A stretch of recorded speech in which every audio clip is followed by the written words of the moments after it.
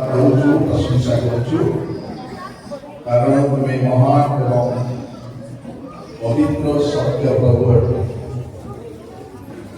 आज प्रभात उपासना समवेत मंडली खानबल प्रतीक को तुम्हें आशीर्वाद करो। এই সময়ে প্রিয় ভাই প্রার্থনা সভা মাধ্যমে তোমার পবিত্র বাক্য পরিবেশন করবে। তুমি তাকে পবিত্র আত্মার শক্তি অভিষেক প্রদান কর বলে প্রার্থনা করছো। তার মুখপাত্র কেবল তুমি বাক্যর গভীর বিষয় নিগুড় বিষয় আধ্যাত্মিক বিষয়କୁ বুঝি মণ্ডলীକୁ বুঝাই পারিবে সেইপরি তুমি সমর্থ যেতে তোমার নামে প্রভু আমি तुम पाद तले बसिचु तुम सभा उपासना करिया पाई प्रत्येक को सुस्थिरता तुम्हें दान प्रत्येक बेपरी आमरे शृंखला रक्षा करिबा से अनुग्रह मन जीवन रखी समस्त गौरव प्रशंसा केवल तुमको दे प्राणकर्ता प्रभु श्रीकृष्ण नाम रे ए प्रार्थना करूछु आमेन।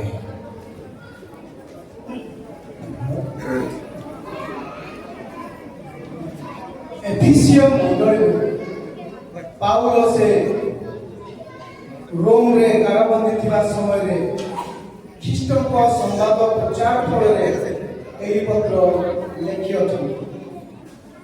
संभवतः 60 रु 62 ख्रीष्टाब्द मध्य रे या से पत्र लिखि अछि।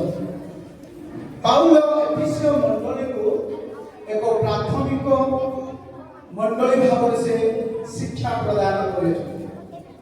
आपने जानथिबे जे प्राथमिक कहा कहले एवं पाउलो मंडली से लिखिले जे जेउ जिहुदी माने एवं अनजिहुदी माने एफिसियो मंडली रे तर्क वितर्क करथिले अनेक भावरे से माने कोन करथिले ना आ विश्व को सृष्टि करथिले सेही समय रे पाउलो आ से एफिसियो मंडली ना से कहउछथि जे आममान को निमंते से आ निजे बलिष्ठ होइछथि आममान को निमंते से रक्तदान करूछथि आमे माने विच्छेद थिबा समय रे प्रभु यीशु ख्रीष्ट कोन करछथि ना से मध्यस्थ हे आममान को से कोन करछथि ना एकत्र करछथि आ ठीक से करे एफिसियो मंडली से लिखले जे पिता एवं पुत्रଙ୍କ विषୟରେ কি প্রকার আমমানଙ୍କର সম্পর্ক রহিবার আবশ্যকতা রয়েছে তা এফিসীয় মণ্ডলী তার 6:4 পদে লেখা আছে যে আজি আমମାନଙ୍କ গহণারে নিশ্চিত ভাবে জানিবার ଅଛି যে ପିଲାମାନଙ୍କୁ ଆମେମାନେ কি প্রকার পঢ়াই দেବାର আবশ্যকতা ଅଛି। ଆମେ ବାପା ମାଙ୍କୁ ସତ କଥା ଆମେ ଜନ୍ମ देखो सत कथा किंतु सेमानकु की प्रकार भाबरे हमे प्रभुଙ୍କର शिक्षा दीक्षा दे हमे तांको राज्य रे पढाइ नेबार आवश्यक अछि। प्रिय मंडली मो संतान संतति मानकु मु कहबा पय चाहे जे एही मंडली रो संतान संतति माने रे आम भविष्यत्र आमर ए भविष्य संतान माने এই মণ্ডলীর পিলা মানে ভবিষ্যত মণ্ডলী দেবে। এই মণ্ডলীর পিলা মানে ভবিষ্যতে জনে উচ্চতি লোক হবে। এই মণ্ডলীর পিলা মানে আগন্তুক দিন মাধ্যমে এক বড় লোক হবে, এক সুনাম অর্জন করবে। এই মণ্ডলীর পিলা মানে আগন্তুক দিন মাধ্যমে প্রভুଙ୍କର শিক্ষা দীক্ষা যদি জানিথিবে তাহলে সেমানে আর কোন করবে না উত্তম নাম আনবে। এইভাবে ମୁଁ ପ୍ରାର୍ଥନା ବିଷୟରେ କହିବା ପାଇଁ ଚାହେଁ ଯେ ଅବ୍ରାହମ ଯେତେବେଳେ ସେ ଆଉ କେତେକ ବ୍ୟକ୍ତି ମାନଙ୍କୁ ଅର୍ଥାତ୍ ଆଉ ଯେଉଁମାନେ ସେ ଥିଲେ ଆଉ ସେମାନଙ୍କୁ ସେ କ'ଣ କଲେ ନା ପଥ ଦେଖେଇବା ବୋଲେ ଯେଉଁମାନେ କି ଆଉ ଅବ୍ରାହମ ପରମେଶ୍ୱରଙ୍କ ଠାରେ ଯେତେବେଳେ ଦେଖା ସାକ୍ଷାତ କରିବାକୁ ତିନୋଟି ଦୁଃଖ ଆସିଥିଲେ ଆଉ ସେମାନେ ଯେତେବେଳେ ସୋଦୋମ ଗୋମରାକୁ ସେମାନେ ପ୍ରସ୍ତୁତ ହେଲେ ଦେଖିବା ପାଇଁ ଆଉ ସେ କ'ଣ କଲେ ନା ଅବ୍ରାହମ ସେ ଲୋକମାନଙ୍କୁ ସେ ବ୍ୟକ୍ତିମାନଙ୍କୁ ପଥ ଦେଖେଇବା ପାଇଁ ଆଉ ଯେତେବେଳେ ପଥ ଦେଖେଇବା ପାଇଁ ଗଲେ ସେହି ସମୟରେ ଈଶ୍ୱର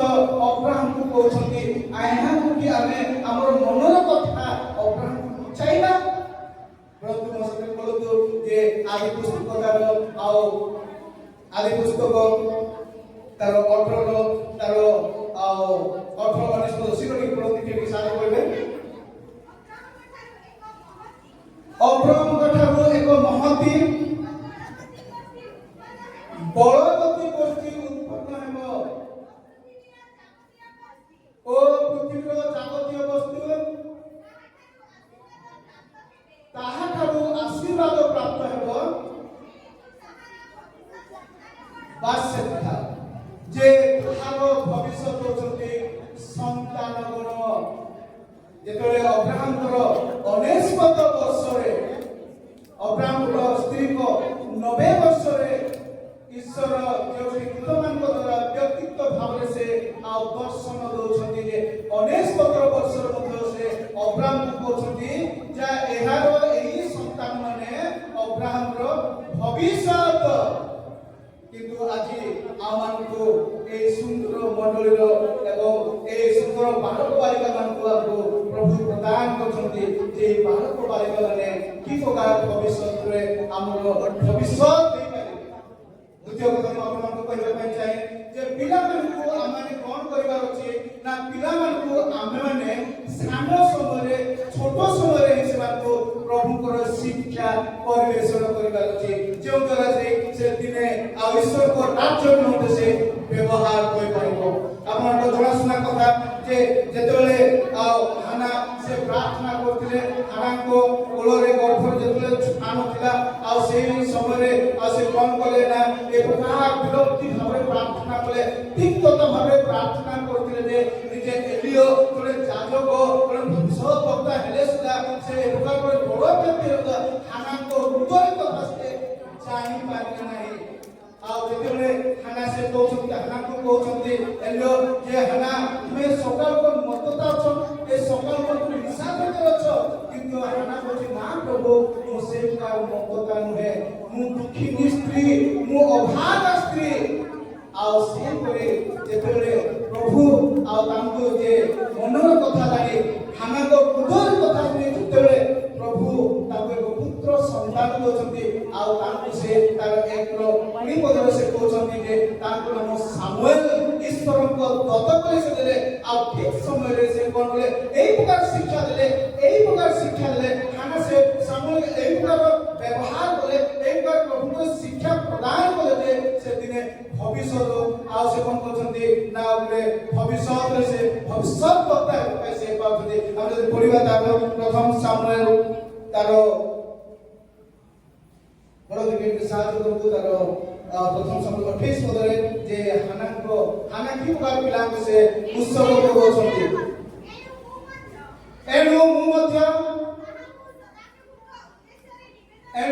ମଧ୍ୟ ତାହାଙ୍କୁ ସଦା ପ୍ରଭୁଙ୍କ ଉଦ୍ଦେଶ୍ୟରେ ନିବେଦନ କଲି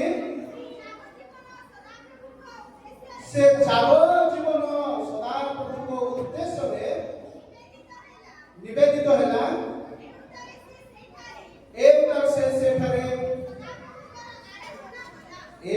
ସେ ସଦା ପ୍ରଭୁଙ୍କର ଆରାଧନା କଲା। ଆଉ ହାନା ସାମୁଏଲଙ୍କୁ ଏ ପ୍ରକାର ଶିକ୍ଷା ପ୍ରଦାନ କରିଥିଲା ଯେ ତାର 19 ଏବଂ 20 ପଦରେ ଲେଖା ଅଛି ଯେ ସାମୁଏଲ ଭବିଷ୍ୟତ ବକ୍ତା ହେବାକୁ ପଡ଼ିଲା। ଆଜି ଆମମାନଙ୍କ ମଣ୍ଡଳୀରେ ଆମମାନଙ୍କ ପିଲାମାନଙ୍କୁ ଆମଙ୍କର ସନ୍ତାନମାନଙ୍କୁ କି ପ୍ରକାର ଆମମାନେ ଶିକ୍ଷା ଚେତନା ପ୍ରେରଣ କରାଉଛୁ।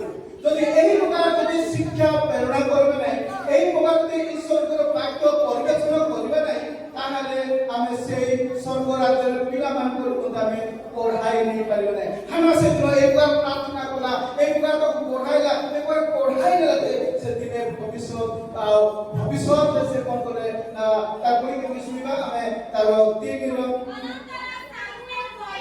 ଅନନ୍ତର ସାମୁଏଲ କହିଲେ ସଦାପ୍ରଭୁ ତାହାଙ୍କ ସାମୁଏଲଙ୍କ ସଙ୍ଗରେ ଥିଲେ।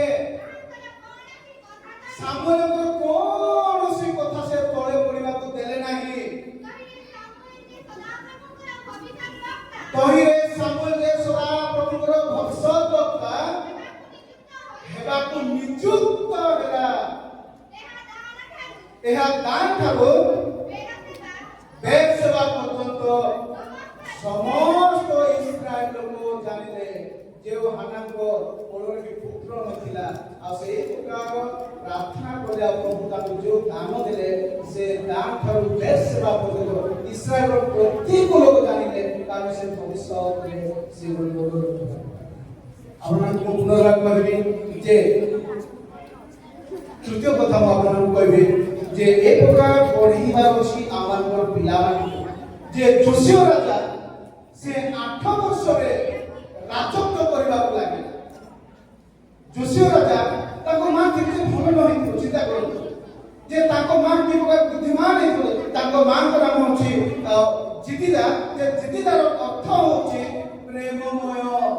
ଆଉ ସେ ପ୍ରେମମୟ ତାଙ୍କ ଯୋଉ ଅର୍ଥ ଥିଲା ତାଙ୍କ ନାଁ ଦେଇଥିଲା। ଆଉ ସେଇ ପ୍ରକାର ସେ ଆଉ କ'ଣ କରିଅଛନ୍ତି ନା ଝିଅ ସବୁ ଏଇ ପ୍ରକାର ଶିକ୍ଷା ଦେଲେ ଯେ ସେ 8 ବର୍ଷରେ ରାଜ୍ୟ ଚଳେଇବାକୁ ଆରମ୍ଭ କଲେ। ଆଉ ଠିକ ସେପରି 31 ବର୍ଷ ପର୍ଯ୍ୟନ୍ତ ସେ କ'ଣ କଲେ ନା ରାଜ୍ୟରେ ରାଜତ୍ୱ କରିବାକୁ ପଡ଼ିଲା ଆଉ ରାଜା ହେବାକୁ ପଡ଼ିଲା। ଆଉ ଲେଖା ହେଉଛି ଯେ ଜିହୁଦୀ ମାନଙ୍କର ଯେତେ ରାଜା ଥିଲେ ସବୁଠାରୁ ସେ ଭିନ୍ନ ପ୍ରକାର ଥିଲା। କାରଣ ସେ ଡାହାଣରେ ଗଲେ ନାହିଁ କି ବାମରେ ଗଲେ ନାହିଁ। ଏଇ ପ୍ରକାର ଶିକ୍ଷା ଦ୍ୱିତୀୟ ପ୍ରକାର ସେ ଆଉ ପିଲାଙ୍କୁ ଦେଇଥିଲା। ଆଉ ତଦନୁସାରେ ପିଲା 8 ବର୍ଷରେ ସେତେବେଳେ ରାଜା ହେଲା।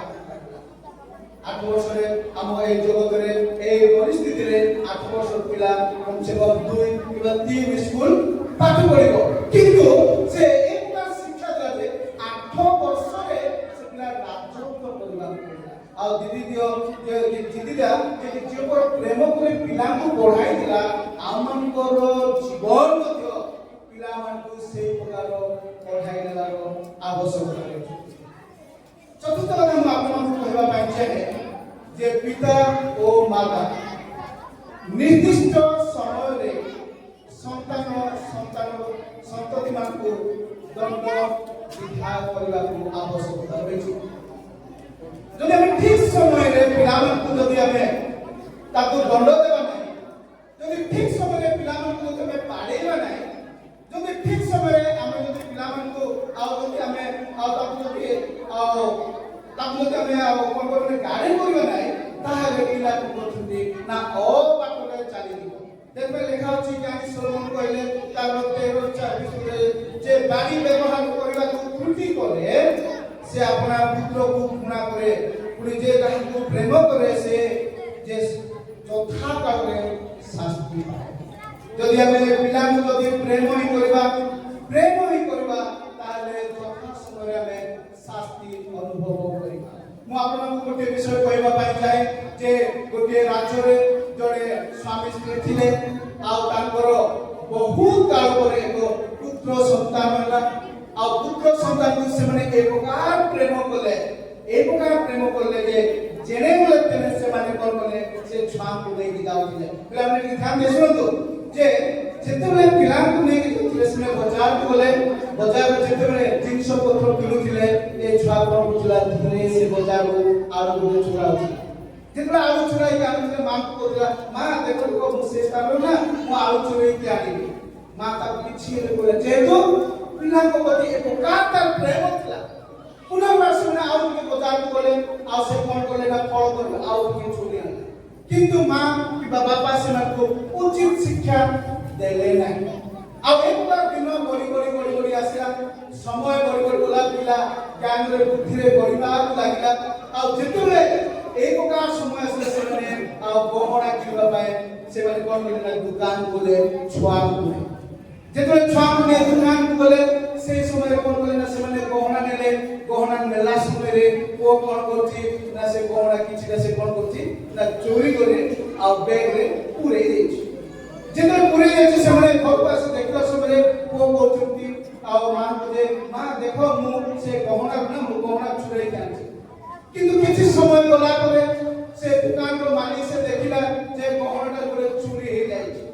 काहे कि गहना चोरी होला वर्तमान जुग टेक्नोलॉजी दुनिया चली छी इंटरनेट दुनिया चली छी कैमरा रो दुनिया चली छी किंतु से माने कोन कोले ना मालिक कैमरा द्वारा देखिले जे बाळुला गहना चोरी होछि आ से माने कोन कोले पुलिस लोगे से घर को आसी से छुआ को नै जेतले छुआ को पुलिस थाना में आउला से समय रे पुलिस ताको अभियोग करछि पुत्र को जे काहे कि तुमे एरा चोरी करलो तो से समय कहते चोरी माने कौन चोरी माने कौन मु छोट समय थिला समय को आलू चोरुतिले छोट समय थिला समय मु आवाज चोरा करथिले छोट समय जहाँ किसी सब मु चोरा कार्य करथिले किंतु काहे मो बापा मां को किछि कहले ने किंतु आज आपण माने काहे मु चोरा बोली कहते एथिरे इला कहते जे एथि मु दाई मो जे तुमोर बापा माने दाई ଆଉ ଠିକ ସେ ସମୟରେ ବାପା ମାଙ୍କୁ ଡକା ଗଲା ଆଉ ତାଙ୍କୁ ଆଉ ପଚାର ଅଚାର ଯିବା ସମୟରେ ବାପା ମା କହୁଛନ୍ତି ଯେ ମୁଁ ପିଲାଙ୍କୁ ଠିକ ସମୟରେ ବାଡ଼ି ବ୍ୟବହାର ନ କରିବାରୁ ଆଜି ମୁଁ ଏହି ସ୍ଥାନକୁ ଆସିଲି ଏଇଥିପାଇଁ ମୂଷାକୁ ଈଶ୍ୱର ସେ କଥା କହୁଛନ୍ତି କ'ଣ କହୁଛନ୍ତି ନା ମୂଷା ସମସ୍ତ ଇସ୍ରାଏଲ ଲୋକମାନଙ୍କୁ ଡାକି କହିଲେ ସଦାପ୍ରଭୁ ଆମମାନଙ୍କ ପରମେଶ୍ୱର ହେରୋଦରେ ଗୋଟିଏ ନିୟମ କଲେ तुम्हें अपना समस्त अंतःकरण और समस्त प्राण और समस्त शक्ति सहित सदा प्रभु तुम परमेश्वर को प्रेम कर यह मूसा को सदा प्रभु इस्राएल मान को शिक्षा देछथि आ सेथिरे मूसा से शिक्षा देछथि जे आउ तुम्हें अपना संतान गण को यत्न सहित सुनतु जे आउ तुम्हें अपना संतान गण को यत्न पूर्वक ताहा सिखाइबो वो तुम्हें अपना गृह रे बसिबा बेले वो तुम्हें पथरे चलीबा बेले वो तुम्हें शयन करिबा बेले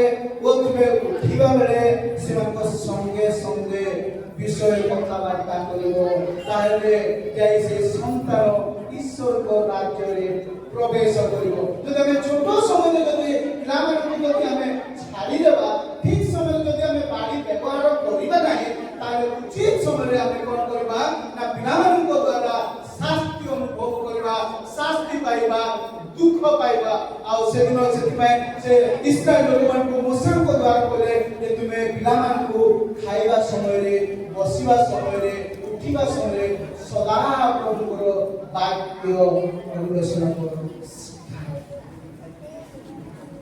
पंचम कथा मु आपन को कहबा पाइ चाहे संक्षिप्त रे समाप्त कर देबी जे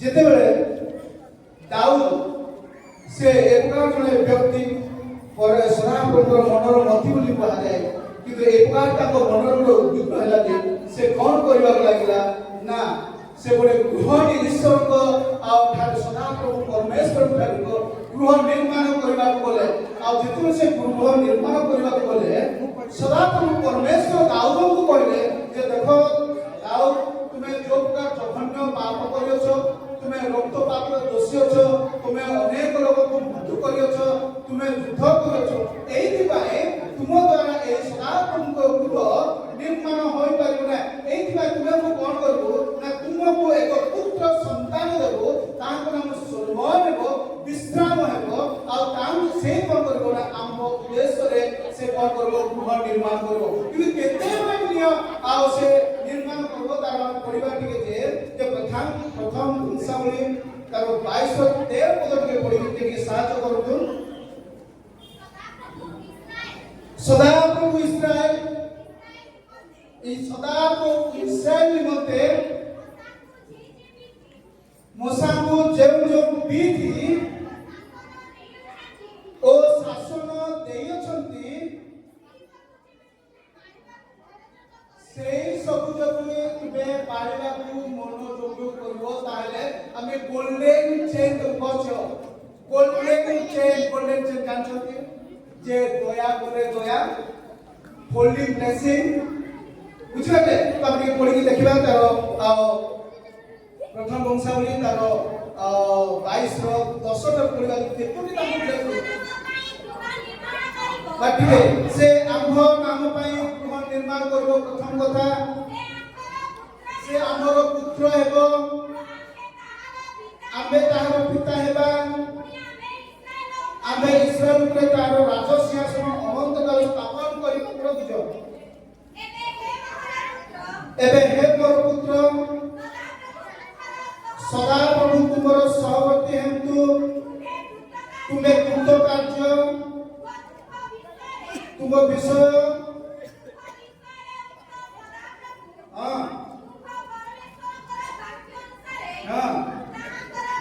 ताहाकर गृह निर्माण करिबो तापरे ସଦାପ୍ରଭୁ ତୁମକୁ ବୁଦ୍ଧି ଓ ବିବେଚନା ଦେବେ ଓ ଇସ୍ରାଏଲ ଉପରେ ତେବେ ନିଯୁକ୍ତ କରନ୍ତୁ। ହଁ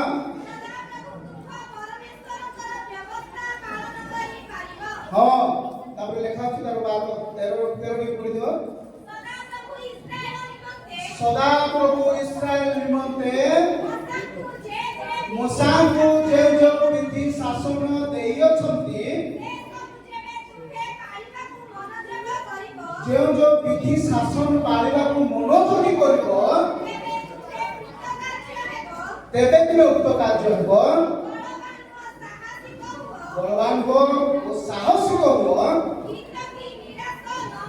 ନିରାଶ ହୁଅ ନାହିଁ।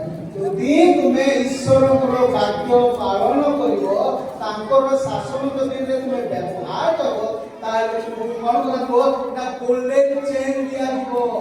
ସୁନାର ଚେନ୍, ସୁନାର ଚେନ୍ ମାନେ ଦୟା ପରେ ଦୟା, ଗୋଲ୍ଡେନ ବ୍ଲେସିଂ, ଆଶୀର୍ବାଦ ଉପରେ ଆଶୀର୍ବାଦ ତୁମକୁ ଦିଆଯିବ। କାହିଁକି ନା ଯେତେବେଳେ ଏହି କାର୍ଯ୍ୟ ଈଶ୍ୱରଙ୍କର ବାକ୍ୟ ସବୁ ମାନ୍ୟ କରିବ, ତାହେଲେ ସବୁ ମୋ ପ୍ରିୟ ବନ୍ଧୁମାନେ, ଆମେ ଏହି ସନ୍ଡେ ସ୍କୁଲ ସମିତିରେ ଆମେ କ'ଣ ବୁଝିବା ପାଇଁ ଚାହୁଁଛୁ?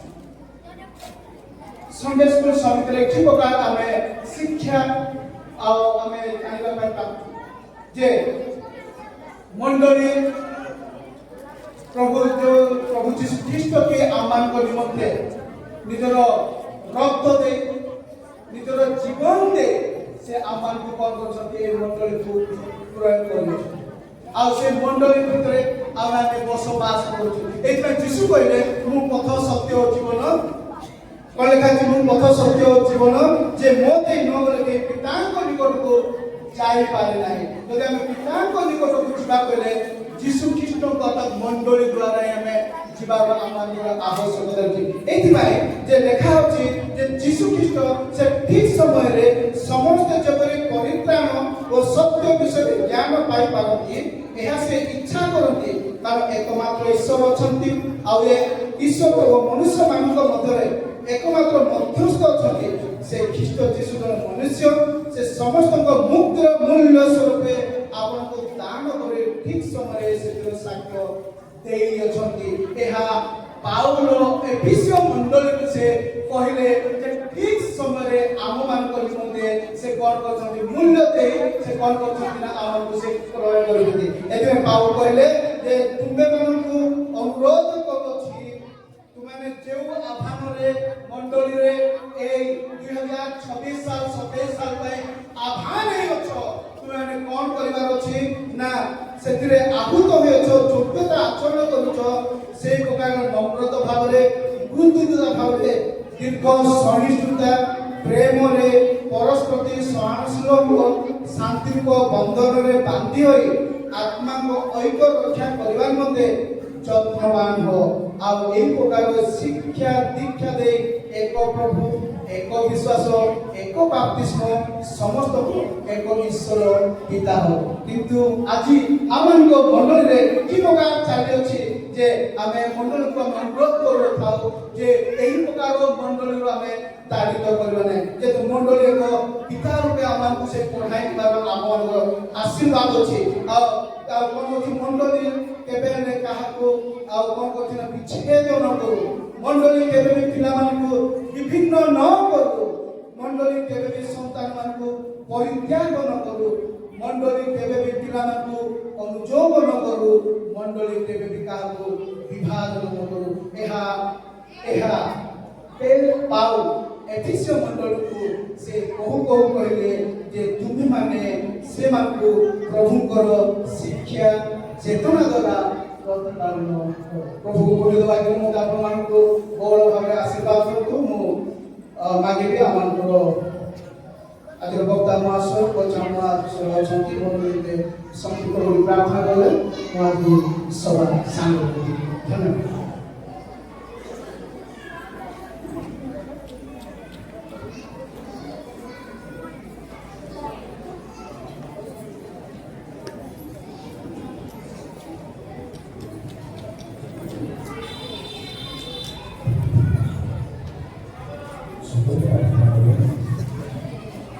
ଅବସର ଭାବରେ ବହୁତ ସମୟ କରିଥିଲେ ଜଗତର ମନୁଷ୍ୟ ଦେଇଛୁ ଆମମାନଙ୍କୁ ଦେଇଛୁ ଆମେ ବହୁତ ଧନ୍ୟବାଦ ଦେଉଛୁ ସେଇ ପରିଚୟରେ ଠିଆ ହେଇକି କଥା କହିବା ଆଇନ ମତାରେ ସମର୍ପଣ କରୁଛି ଆପଣଙ୍କ ସହିତ ପଢ଼ିବାରେ ମୋର ଗୌରବ କାମନା ହେବାରେ ଆମକୁ ପାରିବାରିକ ଭାବରେ ଆତ୍ମିକ ଭାବରେ ଆଶୀର୍ବାଦ ଏବଂ ସମସ୍ତଙ୍କର ସହଭାଗିତା ମହିମା ଗୌରବ ତୁମର ସତ୍ୟ ପିତା ପ୍ରଭୁ ଯୀଶୁଙ୍କର